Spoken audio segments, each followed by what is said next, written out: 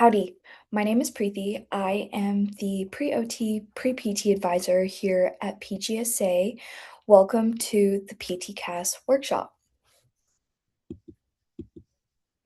So before we get started, I just wanted to kind of let y'all know that we've done some rebranding with our website. So we're no longer called the Office of Professional School Advising. We are the Professional and Graduate School of Advising. So just with a lot of changes that have been happening, I have this QR code right here that you could scan, and that will take you to our website that you can browse through. There's lots of resources on there, many handouts. You can be updated on the events that we're having, workshops that we're having, things like that. So, great resource. And you can scan it off of your phone right here. And then over here, I have the barcode to our YouTube channel. So, that is a new resource that we are launching very soon where you can watch this workshop even on our YouTube channel. And here is the link for that as well if you just want to scan it. All right. So first off, I wanted to talk to you guys about the application timeline. Essentially, before, we want to think about starting our application, we want to make sure that we have all the necessary prerequisites for these programs. This is not a very gray area with most schools. Most schools are, if you have the prerequisites, that's when we'll only look at your application. There's no ifs and buts about this. Unless a school is okay with a pending prerequisite, that is something that you are going to be responsible for making sure that you have and just confirming that with your school list. So below here, I have the timeline. So the application cycle has already begun for 2026 to 2027.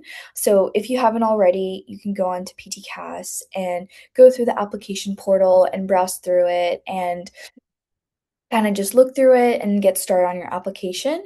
Once you decide your application is ready and you are ready to submit, it does take 1 to 5 weeks for your application to be verified. That depends again on the schools you're applying to, whether they're having an earlier deadline, a later deadline, and just kind of when they're getting started on looking at those applications. So this is not a very standardized deadline, but it is kind of an estimate that you can keep in mind of how long it takes. And then October to January is when interviews happen if the programs offer it, and you'll receive your program acceptance. So before you begin your application, like I said, just make sure you've gotten all those completed prerequisites done. And if the schools that you're applying to, if they're okay with pending prerequisites, if you have any. And then additionally, just confirm the type of deadlines that they have. So some schools have rolling admissions while others have fixed deadline. A rolling admissions, for those of you who haven't heard about it, essentially what it is as schools receive applications, they are reviewing them as in comparison to a fixed deadline where you can submit it whenever, but until after the deadline will they actually start reviewing all the applications that they have received. As rolling admissions, you kind of want to get them as early as you can because as schools offer those interviews, it becomes harder to get those interviews as spots are getting filled up in the program for the upcoming cycle or cycle year. So you just want to be more proactive about rolling admissions, and normally those deadlines are also earlier than the fixed deadlines. And then I have here a pro tip. So, when I was applying to graduate school, this is something that greatly helped me stay organized, stay on top of all the little nuances that every single school had with their deadlines, with their requirements, with the documents that they're requesting from you, and things like that. Even if they have special links that they send you or how to reach out to them, contact numbers, all of that. Anything that could help you kind of just have everything in one place that you can go back to is really, really helpful, especially during this time when you're applying to a bunch of schools. Okay, so we're gonna deep dive now into PTCAS. If you haven't logged on to PTCAS already, that's totally fine. Here is a link that I have, and then you can scan this barcode, and that will also take you to that website. So when you're creating an account, I highly recommend you do not use your A&M email.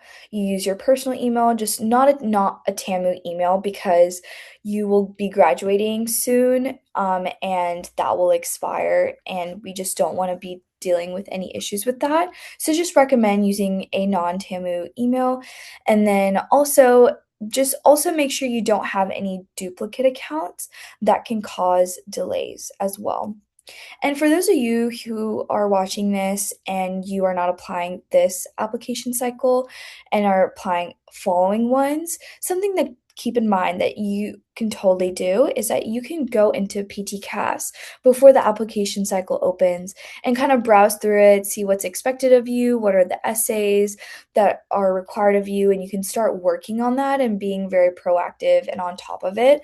So that's something you can even do now if you'd like, and kind of, you know, if you're wanting to start your personal statement or if you're wanting to start, writing up your resume because your experiences need a description. So things like that you can start working on now, totally. So highly recommend doing that. But don't input anything because it will be deleted once the next application cycle opens.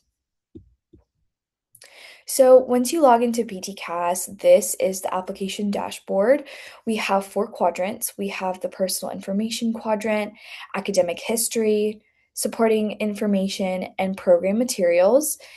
Personal information is a quadrant that won't take you long at all. So you can really knock that out in the beginning when you have time, kind of get that out of the way. Academic history does kind of take some time. It is a bit tedious because you are inputting your individual grades from your unofficial transcript in here.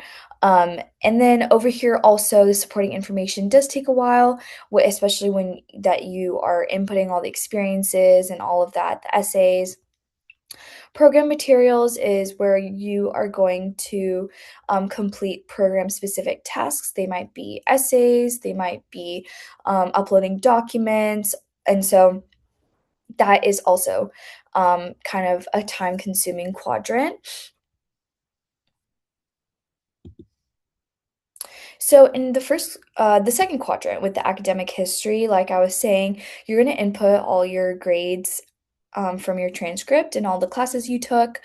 So you want to input, before you do that, you go to colleges attended and you want to input all the courses. I apologize, all the colleges that you have attended, even if they're from high school. So if you took dual credit in high school, if you took any courses at community college in high school, please include that. They want to know that. So don't forget to include those. Then for the transcript part, so you're gonna order your transcripts from the U.S. from the National Student Clearinghouse, Texas A&M. You can go onto Aggie One Stop and follow the directions on there. There, it's also on your Howdy portal. You can also go to myhub.org, and here I have a link for you to copy and paste, and that will also take you to a page that can guide you through that process.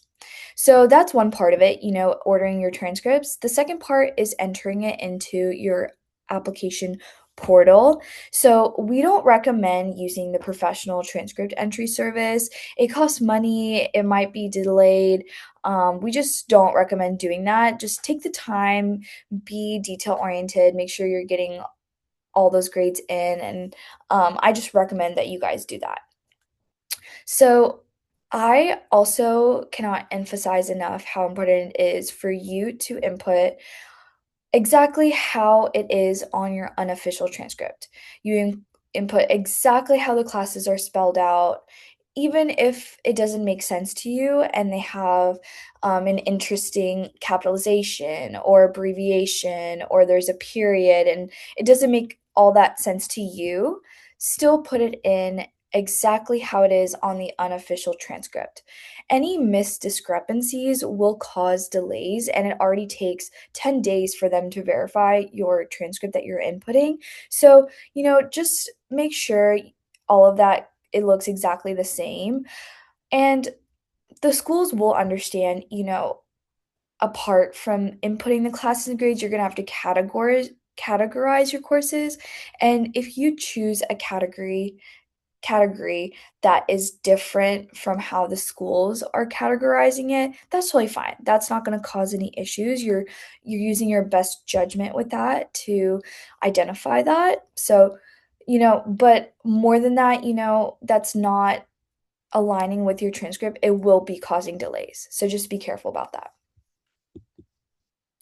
So another thing to remember is when you're inputting your dual credit, input it under the school you took it at and the semester that you accepted those credits. Also for the AP credit score that you're accepting as well. It is not required, but strongly recommended. Whenever they say that, they're essentially telling you it's recommended. So include your courses you're currently taking or planning to take. Especially this can be beneficial for you if you haven't completed all your prerequisites, and this is can be a place to tell them, I'm still working on that. It's not that I haven't I'm not going to be getting it done. It's going to happen. Just don't have it done already, kind of. And also throughout this workshop, I have barcodes on the side that says PTCAS application guide. So depending on the slide, if you scan the QR code, it will take you to the PTCAS page where they talk about this specific topic more in depth, and you can just go back and refer to that as well. And you're going straight to the source. So all the information will be legit, and you can it's best to go off of that. So, standardized tests, these are the standardized tests that they're expecting if you have it to put it in. Most of them are requiring the GRE, so that's something you're going to have to put in. GRE, so I'm hoping all of you guys by now have, you know, taken the GRE and have their score, because your application will not be complete until you get your GRE score back. So if you haven't done it, I would recommend you get that done as soon as you can. But obviously, if you don't feel ready to take it, it's better just not to take it. You don't want to rush it, and you don't want to get a score you're not happy with, and then makes you look poorly on your application. So if you don't feel ready to take it, don't take it. But I highly recommend taking it as soon as you can so that there aren't any delays with your application getting verified, unless you know all the programs you're applying to, their deadlines are further in the future. So, and you can take your time with the GRE. So for observation hours, here are the screenshots I have from PTCAS. You're going to input your start date, end date, all the information about your experience, more of that over here. And something I wanted to note is the end date here. So for observation hours, you can talk about hours that you are planning to do in the future and you haven't done yet by just putting a future end date and giving an amount of hours that is realistic. So don't go overboard and exaggerate. And, schools can really tell that. So try to be honest, try to kind of put an accurate number there. Another thing I wanted to point out is this section right here. So there are three options for how you want your observation hours to be verified. You can send your hours to a PT or a PTA supervisor for verification. You can also upload a signed form verifying the PT observation hours, or you can say, I will not have my PT observation hours verified. The last option you don't want to click unless you don't have them, there's no way of getting them. The better reason for not doing that is if a program is not requiring verified hours, so that would be best. I really highly suggest you are able to click the first two for all of your experiences.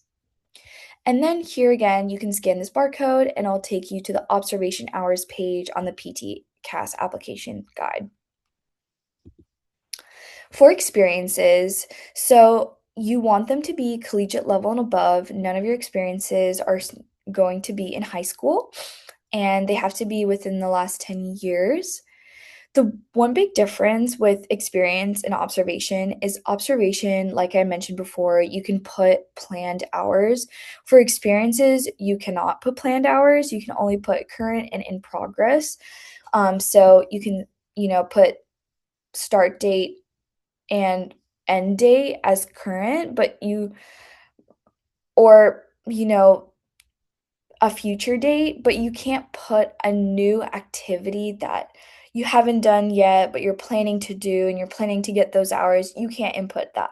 But you can put a future date for this and then calculate those hours that you are anticipating to get right here. And here are the four categories for how you're going to put the activities. And if you want more information on that, here again, you can scan this barcode and that will take you to the experiences page on the application guide. So another part of the experiences tab is that you're going to have to write an experience description. The character count is 700s, that's the maximum amount, and that is not that many characters. It is a very small paragraph that you are essentially describing your role, responsibilities, and measurable impact. Because it's not a lot of characters, you want to be very concise, impactful. You don't want to waste any characters on fluff or extra words. And here have kind of a skeleton outline of how you can organize these descriptions to kind of check off all those boxes. So for number one, set the scene. You want one sentence or two sentences kind of talking about the clinical environment of your activity, maybe how many patients you've seen, what is the demographic of the patients you've seen. If and that's just for a clinical experience. You can follow this same layout for non-clinical experiences as well. So, for after you set the scene, you want to talk about your roles and actions. Here I have an example. I assisted PTs in preparing treatment spaces, sanitized equipment, and documented patient progress using electronic health records. So, as you can see, it is one sentence and it has a ton of detail kind of packed in there. That is exactly what you need to be doing. You don't want to, again, waste those characters. Then the last sentence is going to be your takeaway and impact, where you kind of, you know, there's a reason why you are taking the time to be committed to this experience, and that is meaningful to you in some way or another. Talk about that here. Talk about the impact it had on you. Talk about what you learned from it. How has it made you want to be a PT? That can be a one-line sentence that you include on there. And more on that, kind of what you can include in the takeaway and impact are buzzwords. So this is from the American Physical Therapy Association, and they kind of lay out for us the core values of a PT. They are accountability, altruism, social responsibility, collaboration, inclusion, integrity, compassion, caring, duty, and excellence. So you can even include these words in your application, but you just don't want to throw them out there, and if they don't connect with your essays, that might not look great, but it can really your application is a cohesive narrative of who you are as an applicant and what you're going to do as a PT and how you're going to be. And these are qualities that you can include in that to kind of give more dimension to your application. So if there's any core values here that really stick out to you more than others, include that more. Talk about that more in your application in multiple places, and be creative with it instead of just saying I am altruistic. Really show more than you tell. I'll get more into that, but try to do that. And going straight to the source, going to APTA and kind of looking through that and seeing what is expected is a great resource to be doing that. So, when you're doing the personal statement, here are some tips I have for you. A lot of people, when I read their personal statements, I kind of get lost in the beautiful story that they write and the beautiful details of their experiences and all of that, and I miss their motivational why. Why do they want to be a PT specifically? And what they're aspiring to do in PT school. Why do they want to go to PT school? How does that align with their goals for their education, their growth, and their career, and things like that? Why does it matter to them? That is really important, and a great way to make sure you're not deviating from the point too much is to outline your story. So, you know, make sure every part of your application, or sorry, personal statement goes back to that motivational why. You can even end your every paragraph with that motivational why and adding onto it so they really get this comprehensive understanding of it. Second, don't over embellish, get to the point. So, again, like I said, your essays are beautiful, they're a great story, and I do believe some embellishment is necessary, especially at the beginning when you are trying to get their attention. That can be a little story like, but don't drag it out too much. Get straight to the point, get to talking about why you want to do this. And I understand how, you know, personal statement is vulnerable. You talk about experiences that maybe not a lot of people know. And when they ask you why you want to be a PT, you might say, I just want to go into service. And you don't really tell people why the real reason why you're doing this because it is vulnerable. But that is why what schools want to see. And that can really help set you apart and make you unique because everyone wants to do service, everyone wants to help people and make a difference, make an impact, but your reason for doing that can be unique and you can really hone in on that and get to the point with that. And another tip I have is show don't tell. A lot of y'all just kind of state the facts, like what you've seen, what you do, all of that. Especially in your personal statement, I want to see it. I want to understand it than you just telling me it. Give me examples of patient interactions. Give me examples of what you observed PTs do. And you don't need a lot. Personal statement can have 2 examples, 3 examples that you really get into. And that can really explain everything that you need. And it can give me an understanding of who you are and programs who you are. So it's quality over quantity. And it's also not that many characters, so you want to be intentional with how you organize your essay. And another thing I recommend is not keeping to this to the last minute. Try to get multiple people to review it. Try to take the time to do that. And because one person might say something, another person might give you different feedback, and it different feedback is better because then your personal statement will be more well-rounded and very solid. So the next quadrant is program materials, but before you can get into that, you have to select your PT schools that you are wishing to apply to. Here I have a list of factors that I think are very important to keep in mind. So, number one is location.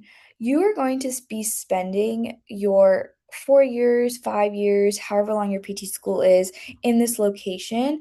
And if you have hobbies, if you like to go on hikes, if you like to join a run club, if you like to go to workout classes, if you like to read, if you just have any niche interests and certain cities have that just might make your educational experience at the program even better because you're going to love living there and you're going to find different outlets to have during your school. The second one is class size. Does it have bigger class size or smaller class size? How much attention are the professors going to give to each student? That's really important.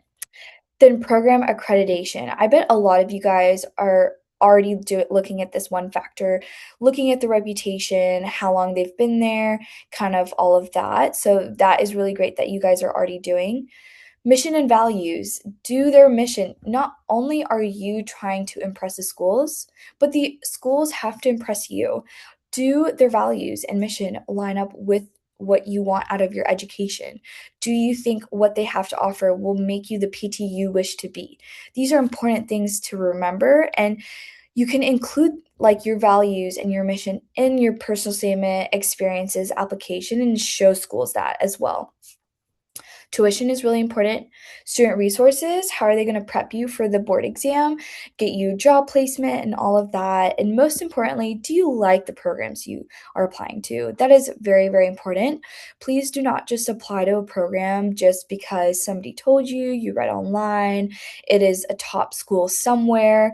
If it is like passionate, if they are reputed in a area that you are passionate about, then that's great.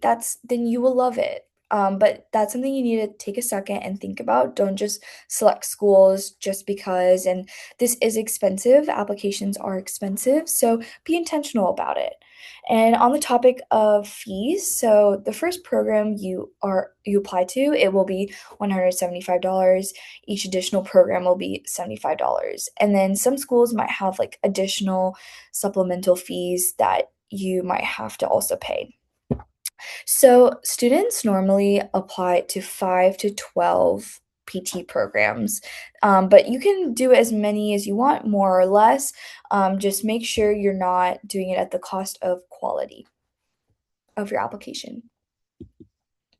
So once you select the schools, you go into program materials, and I just made kind of like a burn account for this, and I just selected University of North Texas Health Science Center at Fort Worth, and here is a details page, organization questions page, program questions, documents, references, prerequisites. So here's where you're going to put that supplemental questions.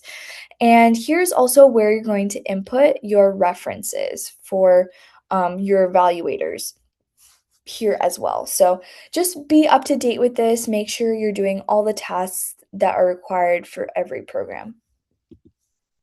So for evaluation letters, important detail is that you don't input your reference letter writer information, contact info kind of in one place and send it to all the schools. You have to input it for every single program. A lot of these schools can require 5 letters, 2 letters, 3 letters. That is up to you how many letters you want to do, but just make sure you're meeting the minimum as they vary from school to school. And have at least 1 letter from a licensed PT, as that, even if it's not required, that will make your application look better as well. So here are screenshots from PTCAS. Here is where you input kind of the information about the letter writers. You can leave them a personal message. When would you like the letters in, which is really great. And then here is where I want you to select yes. You do want to waive your rights to access to the reference. That will kind of put you in a negative light if you say no. But they are leaving it up to you, so that's totally up to your discretion. But I recommend that you say yes. And then for once you have all of that ready, your application's ready, you can submit your application. Here I have 4 to 6 weeks. It can be 1 to 5 weeks. It really just depends on the program. So always monitor the status of your application. Make sure nothing is left out. If they're communicating with you via email, check your spam folder. Don't miss out on that. So just keep up with that. Also keep in mind that your application is not complete until you have your official transcripts, GRE, and all your evaluations in. And your application might not even start getting verified until you get all 3 in. So, again, make sure it is complete. Don't just submit and think it is complete and they're reviewing it. There are further steps that need to be done. And then also submit well in advance of posted deadlines. If it's rolling admissions, you want to get in as soon as you can, as those spots will be filling up. For fixed deadline, I recommend, a week or two, couple weeks before, having that in, showing that you're still being proactive even though there's a deadline. Here I have kind of a checklist that you can come back to as you'll have access to the slides and this recording. Here is, 6 things that they require for it to be complete. So just come back to this again for reference, get all those letters submitted, fee paid, program specific tasks complete. People forget about that. Try to make sure you get that done as well. So, PGSA is really here for you. We're not a one time resource. You can really come to us as much as you want, create as many appointments as you like, come to drop in advising as much as you would like. We are really here for you.